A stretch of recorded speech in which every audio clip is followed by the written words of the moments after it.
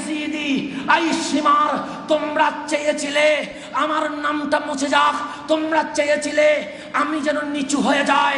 দেখো আমি হুসাইন বল্লমের উপরে উঠে এজিদিদের মাথার উপরে মাথা রেখে জানায়া দিলাম, তোরা এজিদিরা হুসাইনকে শহীদ করে নিচু নয় সবার উপরে তুলে দিয়েছিস, সুতরাং আহ হুসাইন নয় ওয়াহ হুসাইন বলতে হয়।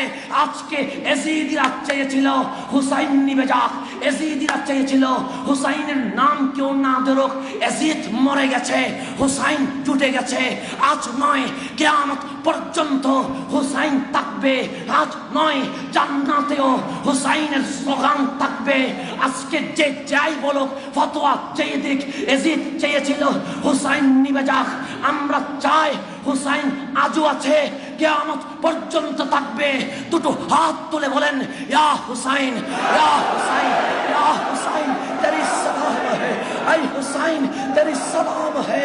ওই কপালের উপর সালাম হুসাইন যেই কপালে মুস্তাফা চুমু দিয়েছে, ওই চোখের উপর সালাম হুসাইন যেই চোখে মুস্তাফা চুমু দিয়েছে, ওই গলার উপর সালাম হুসাইন যেই গলা উম্মতের জন্য দুই ভাগ করে দিয়েছেন, ওই বডি মুবারকের উপর সালাম হুসাইন যেই বডি মুবারক উম্মতের জন্য কারবালায় রেখে দিয়েছেন।